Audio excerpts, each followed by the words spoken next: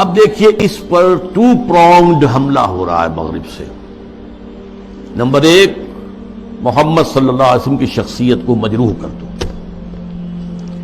یہ کام پہلے بھی ہوا ہے، لیکن یہ بڑے مصنفین کی کتابوں میں ہوا، بڑے محدود پیمانے پر ہوا. اب جو ہوا ہے آپ نے دیکھا توہین رسالت کا معاملہ، اور جتنے بڑے پیمانے پر حضور کے کارٹون بنا کر شائع کیے گئے، انہوں نے دیکھ لیا ہے. ٹھیک ہے، عالم اسلام کا رد عمل کیا ہے؟ کوئی جلوس نکل آئے، کوئی توڑ پھوڑ ہو گئی، کوئی اپنا ہی بگاڑا، ہمارا کیا بگاڑا؟ اس اعتبار سے غور طلب بات یہ ہے، ایک بار جو ہے کاری کیا ہے انہوں نے اور دیکھ لیا کہ ہے کوئی تھوڑے سے لوگ ہیں، کوئی دقیانوسی ہیں، کوئی جذباتی ہیں. ویسے بھی وہ لوگ عام طور پر ان پڑھ ہیں یا مولوی ملاٹے ہیں، بس ان کا اثر انہوں نے قبول کیا ہے. کسی حکومت نے کوئی قدم اٹھایا؟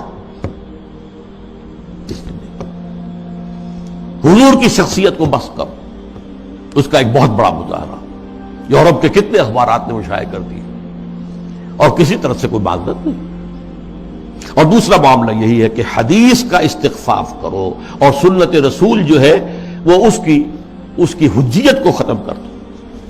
اب دیکھیے اس پر جو ہے تفریق بین اللہ والرسل، اس کی پشت پر پورا عالم مغرب ہے، یہودی بھی، عیسائی بھی، اور سب سے بڑھ کر عالمی میڈیا.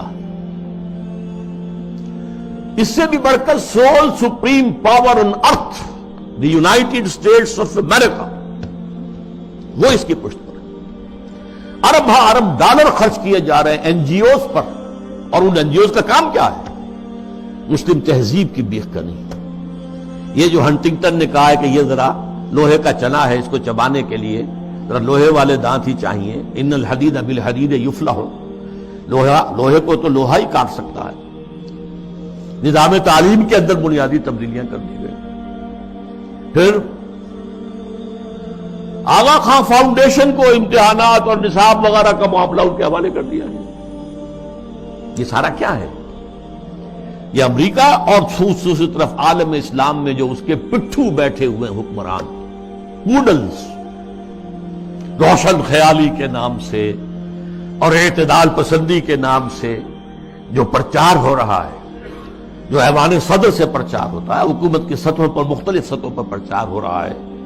اور سب سے زیادہ یہ کہ اب میڈیا کے اوپر جو پرچار ہو رہا ہے، اور میڈیا کی جو پہنچ ہے اس کا آپ اندازہ کیجیے.